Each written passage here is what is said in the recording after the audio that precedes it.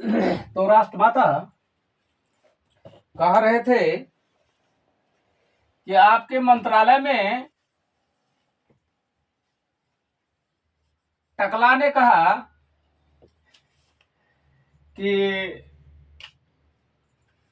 अगर भगवान का नाम लेते तो 7 जन्मों तक नाम होता। तो ये तो हमारे भगवान है, दोनों ये पैदा किए हैं, ये ज्ञान भरे हैं और ये एक मार्ग दिए हैं। एक है मार्गदाता और एक है ज्ञानदाता।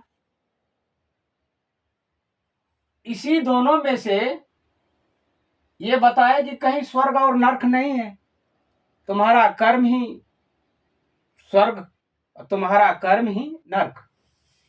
तो मैं विश्लेषण कर रहा हूं कि स्वर्ग और नरक क्या होता है। स्वर्ग अच्छे कर्म का एक रास्ता है और बाबा साहब गॉड है, गॉड इज गिफ्ट, मुझे उपहार में मिला है। जब तक कि दुनिया रहेगी, 7 जन्म नहीं 700 वर्ष कहिए, तब तक इन दोनों का हमारे जाने के बाद भी 7 पीढ़ियों तक नाम रहेगा। उन्हें शायद मालूम नहीं था कि जो बयान सदन में दिया गया वह लिसनर के ऊपर में क्या इंप्रेशन पड़ेगा। लिसनर वो एक तबाही है, आपके इतिहास को संवारता है। भारत को संवारने का मतलब है कि आपके इतिहास को संवारना। मैंने बहुत प्रयास किया और सभी मंत्रालय के बड़े बड़े लीडरान को भी बताया कि अपना अपना इतिहास ठीक कीजिए।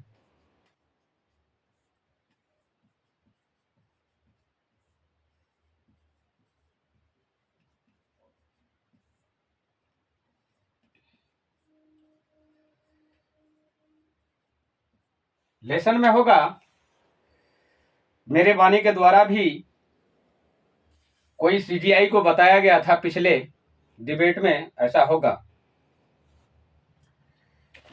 इसका क्या मतलब हुआ, यही कहने के लिए चाह रहे थे और उठा के ले आए कि यह भगवान का नाम लेते। तो भगवान का नाम ले ही रहा हूं, जिसने जन्म दिया वही अर्थात भगवान है हमारे लिए। और तुम इसको एक पत्थर को लगा के उसमें शुरू से 32 जातियों को गरीब रखा, जिसका एग्जाम्पल मैं खुद हूं। आपने देखा कि सुप्रीम कोर्ट से लेकर के सड़क तक पूरे लेसन में जा रहा है। किसी माई के लाल में बीच में मिलने की किसी भी सदस्य किसी भी पार्टी के कोई दुस्साहस किया, क्योंकि वो जानते थे कि अगर मैं मिलूंगा उसका पहला सवाल होगा सुप्रीम कोर्ट के दस्तावेज मेरे हाथ में, क्योंकि मैं लीगली चल रहा हूं, अनलीगल नहीं हूं। मैं भारत के लिए 24 चक्र का हिसाब कर रहा था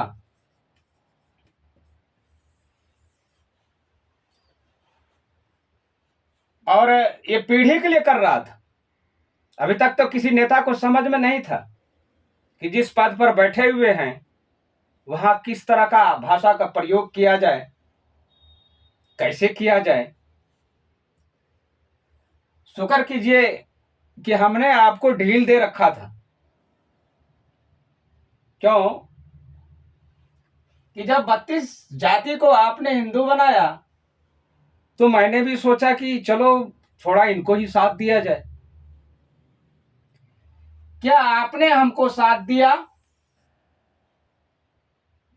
ये मैं राज को भी कह रहा हूं, ऑल ओवर द स्टेट में सारे राज हैं, सभी सुन रहे होंगे। क्या अपने अपने कर्म से, अपने सिद्धांत, अपने असूल से खड़ा उतरे? उत्तर में होगा बिल्कुल नहीं, क्योंकि अब स्वार्थी आजकल 100 में 90% अपने स्वार्थ में डूबे हुए हैं, और 10% जो बचे हुए हैं वो संत की टोली है, जो समाज को, संस्कार को दिशा प्रदान करते हैं, भटके हो को शांति प्रदान करते हैं। और बाकी 90 जो इकट्ठा करने में है,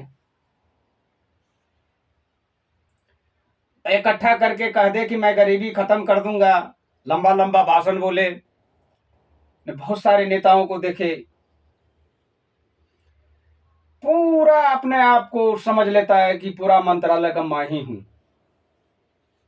अरे भाई, इतना तो समझो कि आप 5 साल के लिए आए हुए हो, अपना इतिहास ठीक करो। इतिहास ठीक करने का क्या मतलब होता है कि हम अपने कार्य में स्वच्छ दृष्टिकोण से, स्वच्छ आत्मा से 144 करोड़ को सुरक्षा प्रदान करें, व्यवस्था प्रदान करें, जैसा भी करना है। इसी में आपके स्वर्ग और नरक सुनिश्चित किया गया है। अगर आपको हर जगह से गाली मिल रहा है, इसका मतलब है आप नरक में जा रहे हैं, और आपके मरने के बाद अगर कोई आहें भरे तो आप स्वर्ग में जा रहे हैं। बस इतना जान लीजिए, और कहीं स्वर्ग नरक नहीं है। तो कहने का मतलब हुआ, कर्मों में ही स्वर्ग नरक है।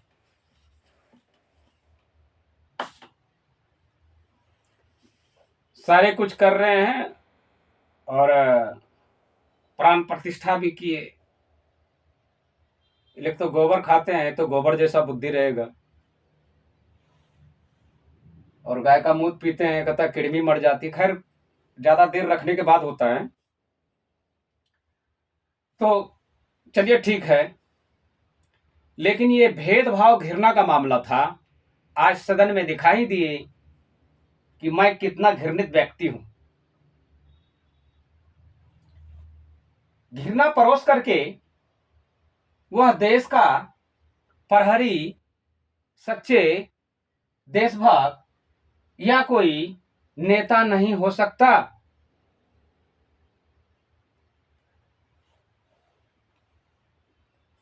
महान होने के लिए महानतम कार्य के उद्देश्यों को पूर्ति करना पड़ेगा, जो इन लोगों में नहीं है। आपके मंत्रालय में कोई दम नहीं है, ये हवा में ही लेके गए, क्योंकि जब तक मैं खामोश था ये लोग बहुत उड़े। तो लालू जी की कही हुई बात मुझे आज याद आ रही है कि उन्होंने कुछ मकसद से ही कहे होंगे कि बिहार वो धरती है जो उड़ती चिड़िया को हल्दी लगाता है। तो ये लगवा रहे हैं हल्दी, मैं लगा रहा हूं। ये अंतिम काल है चक्र का। सोचा ऐसे नहीं तो ऐसे, कम से कम नाम तो हमारा भगवान के द्वारा कम से कम कुछ तो प्रसाद मिले। तो यही प्रसाद है इनके लिए। महान कार्य करने के लिए समय की प्रतीक्षा, समय के अधीन, समय के अनुकूल, व्यवहारिक दृष्टिकोण, नैतिक शिक्षा का मूल्यांकन जरूरी है। वही असली शिक्षित हैं। मैं हर भाषा का ज्ञान तो मुझे नहीं है, लेकिन भारत के अनेकों राज्य के विश्लेषणों में हमारा योगदान अवश्य रहा है, क्योंकि भारत हमारा देश है, मैं वहां का लिसनर हूं। तो मुझे हर राज्य, हर व्यवस्था, हर पद, हर ऑर्गेनाइजेशन पर ध्यान देना हमारी दायित्व बन जाती थी, मैंने उसको निभाया। जो निभाने का काम करेगा, चाहे वो रिश्ता हो, चाहे वो पद हो, चाहे दुनिया के तमाम वस्तु कारक हो या कोई चला रहे हो, वहां निभाना होता है, हमेशा निभाना।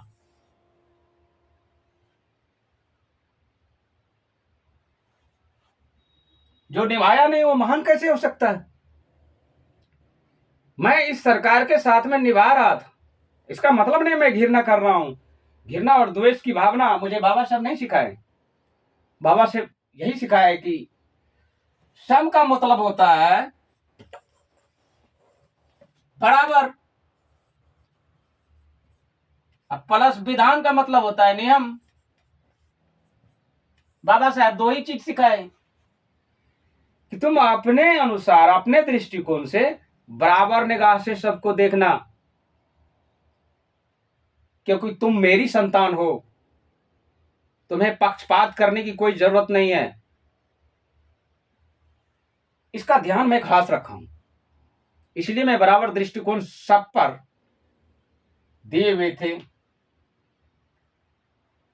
आज टकला जी ने भी प्रसाद ले लिया,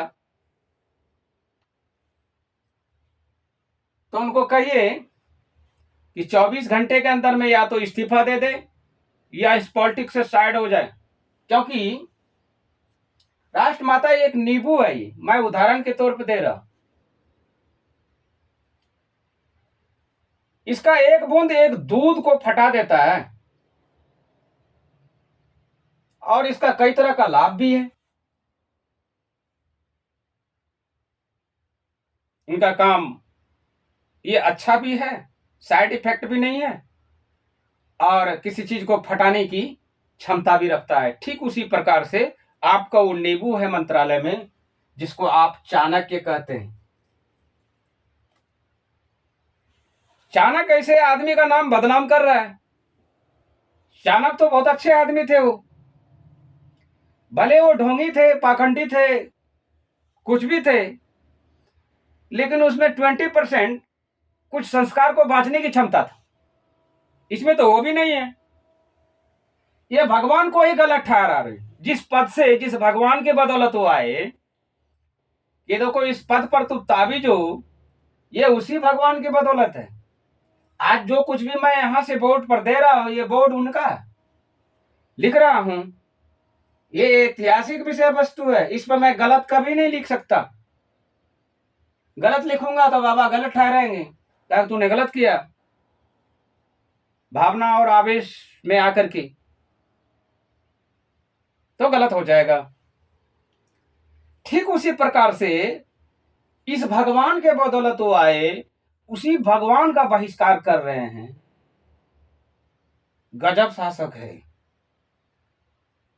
दाद देनी पड़ेगी जूते मार के। ओ रविदास वाले जूते हैं, हमारे गुरु रविदास वाले, अगर उसका पानी इसको धो के पिलाया जाए, उनके लायक भी नहीं है ये, तो शायद इसकी बुद्धि ठीक हो जाएगी। इन्हीं चंद शब्दों के साथ मैं अपने मुख को विराम देता हूं। जय भीम, जय भारत, जय रविदास, नमो बुद्धाय।